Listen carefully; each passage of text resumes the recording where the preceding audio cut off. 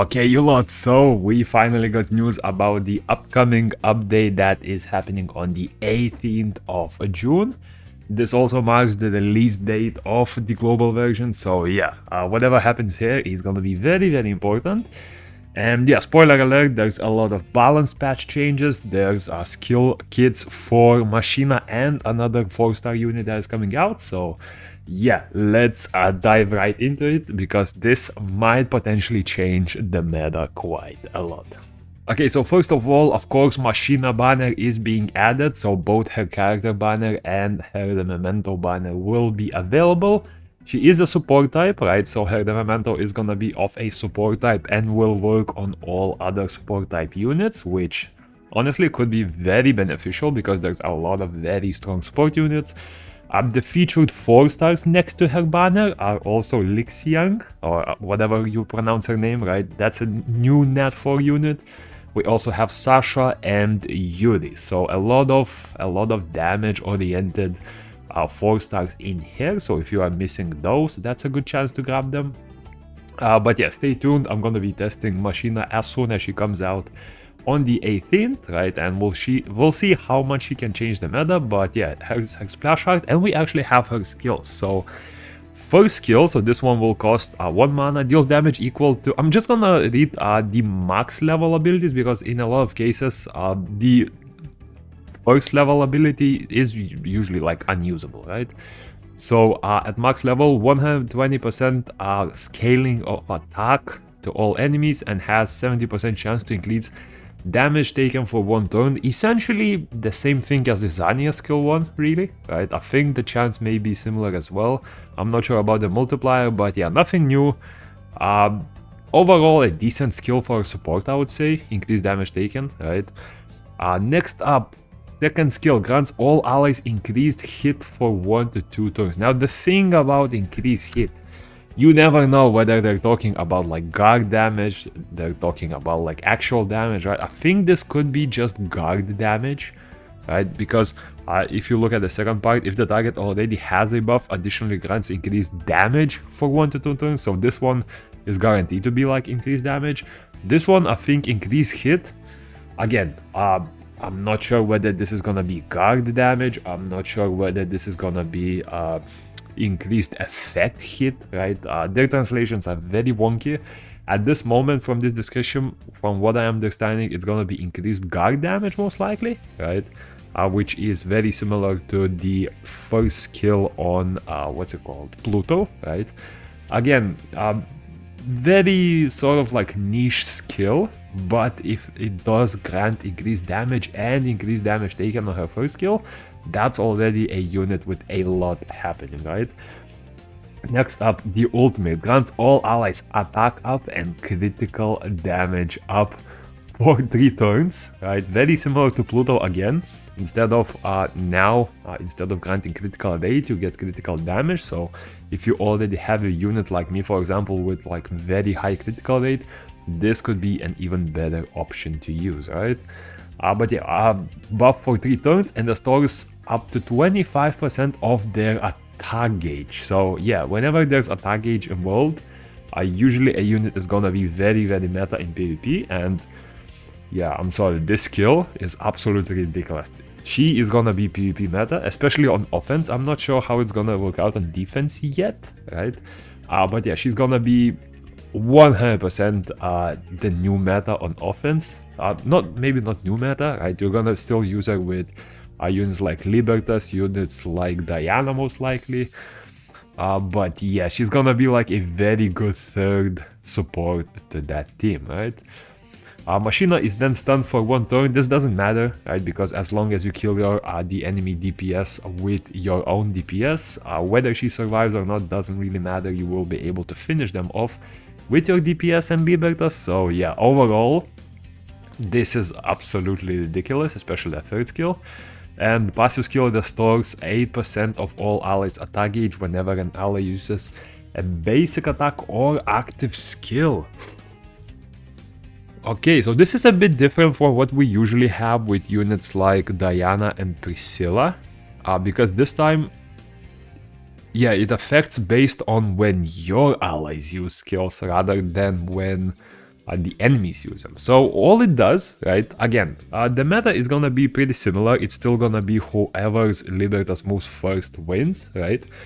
This passive makes it so that it's gonna be a little bit easier to speed tune the rest of your units to your Libertas, right? Because previously, if there is, for example, a Diana on the enemy team, if there is a Priscilla on the enemy team, the rest of your units need to have very high and like increasingly high speeds in order to catch up. With this passive, right, if you are able, even at level 1, you are getting 5% extra attack gauge every time one of your units moves. So for example, your Libertas decreases. On top of that, because an enemy will usually have a Libertas, right, you will only get half of this amount. So let's say from 2.5 to 4%, but even then that's a good enough boost where it will matter, right? Plus you are getting attack gauge from here. So at this point, honestly, your main DPS, who is gonna be moving forward, can have very low speed and still do massive damage and follow up right after, right? So yeah, this is gonna be an offense powerhouse. Honestly, PvP wise, easy S tier. I can assume that in PvE she's gonna be amazing as well. The passive is gonna play a lot of effect in PvE. So yeah, excited to test her out. I'm gonna have to shell a lot of skill ups for her, but yeah, very strong unit. And yeah, we'll see how it works. And then for her, the Memento. So increases all allies attack by 4 to 8%. That's just a separate effect. That alone is gonna be a lot. The thing is, if you have a proper like team, usually even without attack buff, your DPS is already able to kill the enemy DPS, right? Might not kill enemy tanks, but it should kill enemy DPS. For example, if you've seen any of my videos, my Sion is able to kill enemy DPS without attack buff, right? Just by having a lot of buffs, just by having shield. So we're getting a passive that increases attack, and on top of that, the unit is gonna have attack up and critical damage up. So at this point, honestly, this part doesn't even matter, right? It's gonna be amazing in PvE, but for PvP wise, you will already be overkilling by a lot, right? If the equipped character is incapacitated, their speed and defense are increased by 50 to 30%. So I'm not sure whether this probably only works on the unit that has the Rememento equipped, not your whole team. But it's very clear that incapacitated, right? Because she stuns herself with the third skill, essentially she gets these buffs right after, right? So yeah, Machina, absolutely ridiculous. Probably gonna be easy S tier in both PvP and PvE. So yeah, if you haven't summoned on Ivy yet, if you're saving your pulls, I definitely would recommend saving for her over Ivy. She's gonna be way more impactful in every piece of content there is. And here's the materials that you will need for her. So the gems are these little name tags, right? And for foods, you can see here, again, I don't know the exact names of them, but some sort of green cocktails, some sort of cabbages, and a big ass steak or fish, I don't know. But yeah, next up we have Lixiang. So this will be a 4-star unit that is coming out. And let's read their skills as well. So the first skill dispels, basically removes 1 or 2 debuffs from a single enemy. So yeah, this skill is not that great. Just from that, like, again, it's not gonna be that fun. If it removed all debuffs and it buffed like attack gauge or healing or something like that, sure. But at the current point, even when skilled up, not gonna be impactful at all. Second skill deals damage to all enemies equal to 154% of attack and inflicts silence for 1 turn with a 65% chance. Again, not gonna be that impactful. Silence for 1 turn only, pretty low chance even at max skills to land. So might see very niche, but like very niche PvE, or I mean PvP use. Definitely not gonna be used for PvE in terms of these first 2 skills, but yeah. Third skill deals damage to all enemies equal to 218% of attack and inflicts sleep for 2 turns with a 90% chance. Now this one is interesting because for what I know, sleep is not an effect that is currently in game, right? And if it's anything to judge by other gacha games, right, it's most likely gonna be similar to like any other CC effects such as like a stun, but instead of lasting even when getting hit, I'm assuming that when you hit an enemy that has a sleep, even if it has 2 turns, it will essentially remove the sleep, right? This is what I'm guessing, right? So just from this alone, I would say this is not gonna be a PvE unit at all. This is most likely not gonna be a like a meta PvP unit unless you are building some very niche teams, right? Where you essentially, with a skill like this, you really have to build a whole unit around her. But yeah, overall, because a lot of AoE damage exists in PvP, I don't think this will be meta. Where it will be meta, I think, is a real-time arena. Because in real-time arena, you will be looking at units that have very strong individual skills. And for example, her passive in a way, 3rd skill and 2nd skill are pretty good individual skills, right? Like, they don't work well in a team, but if you're not able to make a team, if you're just able to combine random units, I think she will be a pretty decent unit in real-time arena when that comes out, right? But yeah, we'll see. And for her, the Memento increases speed up to 6 and effect hit up to 10. Speed increases by 1 for each time sleep is inflicted on an enemy. From unlocking, there is no cap, so potentially could be a very powerful cycler, right? But we'll see. Overall, at the moment, in this current version, I don't think she will be used much at all, but when real-time arena comes around, I think she will be pretty meta. And for the materials you need for her, you can see them right here. We also have a new costume for Machina, right? Pretty cool. Overall, I mean, costumes are usually paid. They do get cheaper when the unit is released, so I think you can grab it for like, I don't know, $10 to $15, something like that. But yeah, overall pretty cool. With a new unit, of course, you are getting the new favorability quest added as well. Shop in the new world. The purchase count for special bundles will be reset. Okay, so this is basically IRL shop. This one will get reset as well. I'm not sure how many of you are buying, but essentially how this works is if you spend money to buy these little crystals, based on how many you buy, you are able to get certain materials. Overall, unless you reach the last 2 tiers, this really doesn't provide much, right? So if you are planning to spend, don't stop here, right? If you already reached this, might as well go for the random unit. But yeah, overall, not gonna look too much into spending events. Again, we get a new event for the global players, right? This is gonna be essentially the same thing as the previous event with the little rock stones or whatever, right? Same shop really. That's how they've always done it for like the past 6-7 times, so nothing new here. You can already expect the rewards that will be there, right? Next up, we have the anniversary mention, right? It's not like an anniversary big event. Those are pushed for July 9th. For this one, it's just gonna be a login event where as long as you log in, you will be getting a lot of good material. So this is one of these is a dupe upgrade for your Rememento, and one of these is a dupe upgrade for your what's it called? For your units, right? So essentially, one free dupe each. You get 10 summons for each banner, so both premium and regular, and you get 10 stamina cores, right? So that's another 1000 stamina. They're also having a battle pass double XP event, which this is a thing, the first time this is happening, right? This never happened before.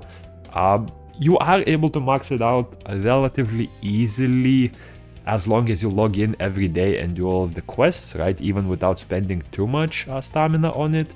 But this will just allow you to push it a bit faster and potentially max it out in like 2 to 3 weeks if you spend some stamina, right? But now, the most important part, I would say, is the balance patch. So we have a lot of different units, a lot of different mementos, and I'm gonna quickly go look at them and see what I think will be big changes and which changes I feel like won't have much impact at all, right? So let me try to zoom in a bit. Okay, and first up we have Monica, the green 5-star attacker that is probably the worst 5-star unit in the game. And yeah, before change, we can see that the damage is gonna be slightly higher in both attack damage and HP scaling damage departments. The attack gauge reduction is gonna be the same, but the chance is a little higher. Honestly, not much difference here. I would say this is not impactful at all, not gonna make her any better. Second skill, same thing, a few percentages higher on both attack and max HP scaling, and you still heal for the same amount. Again, no impact at all. Damage is not the issue on her. Damage is not the issue. She needs more in her kit, right? And her ultimate skill, so again, slightly higher multipliers on both attack and HP, and increased skill damage, the same thing based on the HP percentage. Again, honestly, it's a damage buff. If you're using Monica daily, you might feel it, right? But overall, this is not... She was D tier and she's still gonna remain D tier, right? This is not gonna do anything. Izania, so her ultimate, disorient all enemies, so we're getting a slight damage buff. We're getting more, 10% more damage based on how much HP the enemy has lost. So if you're attacking low HP targets, this could have some impact in PvP, but in a lot of cases, if you're using her as a single DPS, here's the deal. If you go second skill into her ultimate, right, if you get lucky enough with her second skill to get an additional turn and use her ultimate, in a lot of cases it's already gonna kill, right? So this small damage boost is only gonna be impactful if you are lacking a little bit in the stats department, right? If, for example, your crit is not maxed and you see that you don't crit a lot with your second skill, stuff like that.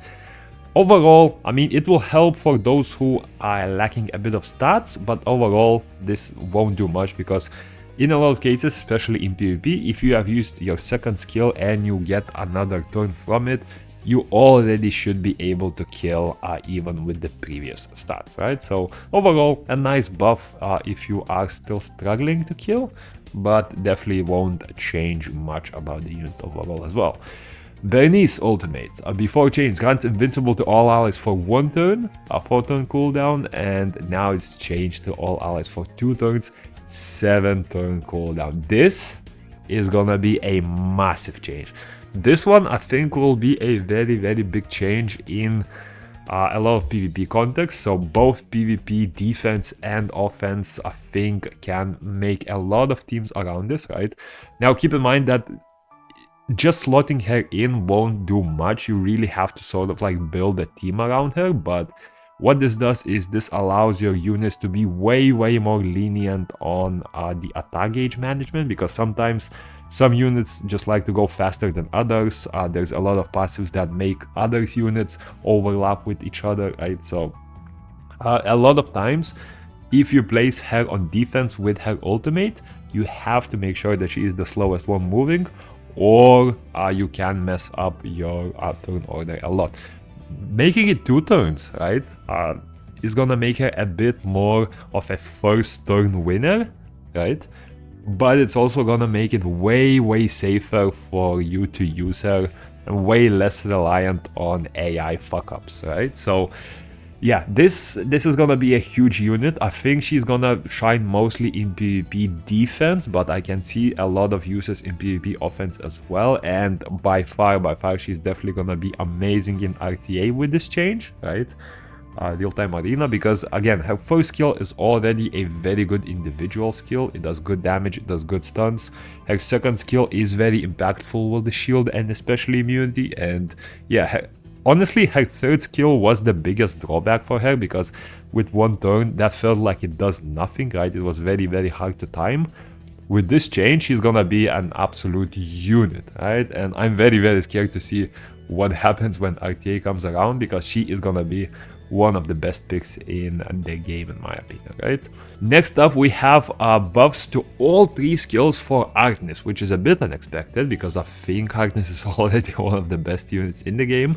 So for her first skill, damage remains the same, but we're getting 10% extra chance to land the effect resistance down effect. Again, I don't imagine many people are using it. Maybe on an AI, when it accidentally uses it, it could be okay, but it's usually the last skill you skill up as well. So yeah, it really won't do much impact there. For her second skill, they are upping the chance to land the dot by 10%, so from 40 to 50, from 70 to 80. Again, second skill is usually the first one you want to max out as soon as you get the skill up, even over the ultimate, because the change in the percentage is much more impactful than the ultimate, plus you're using her second skill much more than your third skill. So yeah, honestly, this is a very good change for early game. It's gonna help out mid game, late game. Honestly, just a good change overall, right?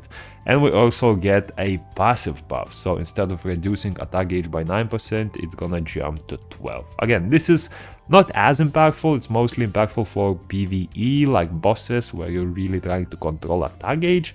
But yeah, not a big change, but a welcome one at that, right?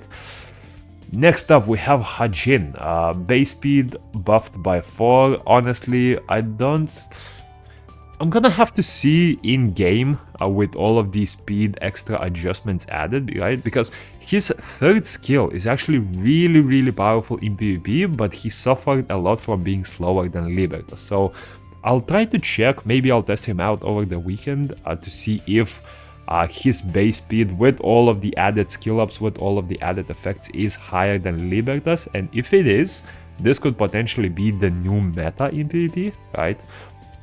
But yeah, that one I'll make sure to test, so stay tuned for that, right? I'll definitely give him a shot to see if he's any good at PvP. And yeah, for his passive, whenever you use a skill or an enemy, you have, instead of 72% chance to reduce MP by 1. Honestly, this one is not as OP. Usually you want to use him for the third skill because he resets cooldowns of third skill. So if this procs a bit more often, it helps, right? But again, you're mostly trying to use him for the third skill. So again, subject to testing, we'll see how he works out. CV, that is her second skill, healing. So the only change here is that instead of healing and then cleansing a debuff, it now cleanses first and then heals. So this essentially helps you to deal with heal blocks a little bit easier, right?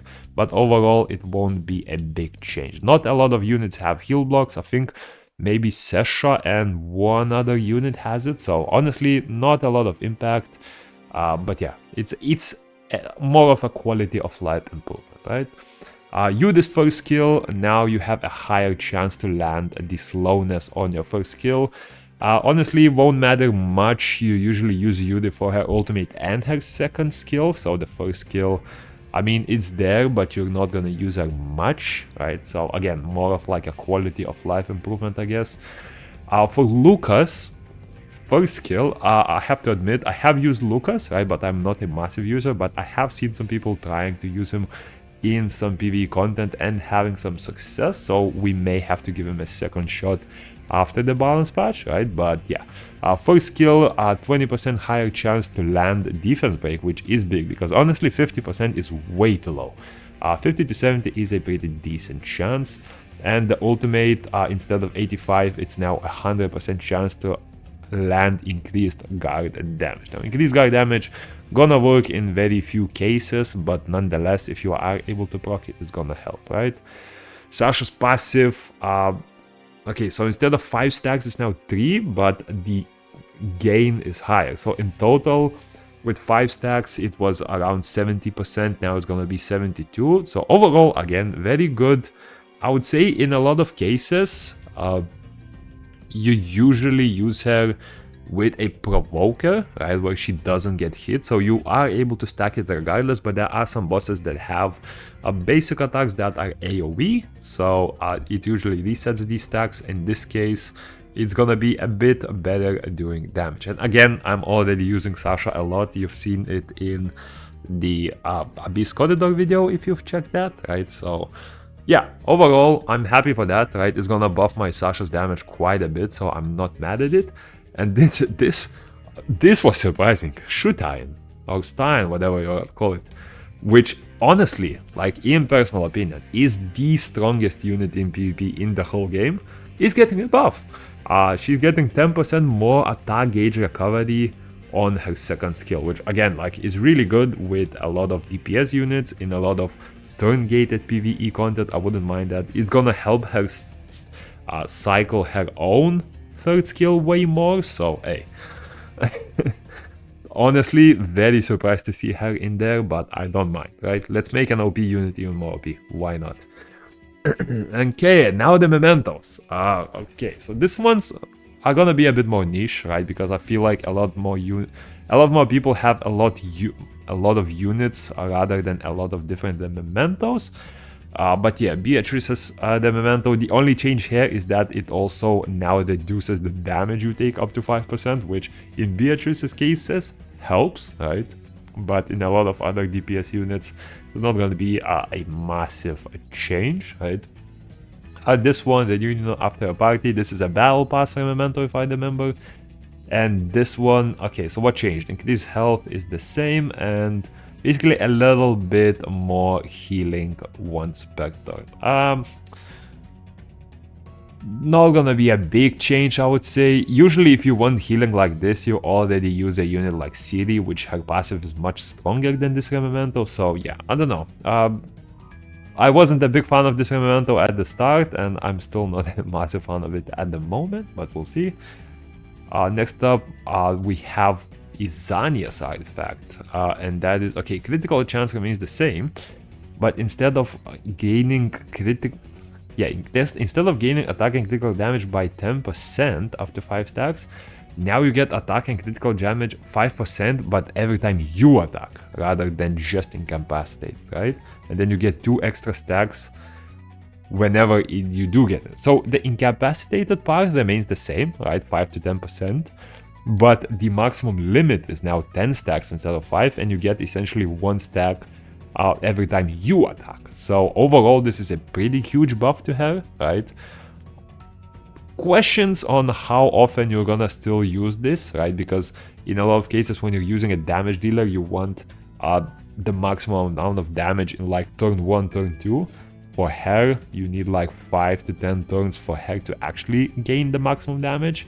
So yeah, really depends on the team comp you have, the enemies you are fighting, but in a lot of cases there are much better damage oriented the mementos, such as the Beatrice's one, such as the battle pass one, right, which will work in a lot of cases much better.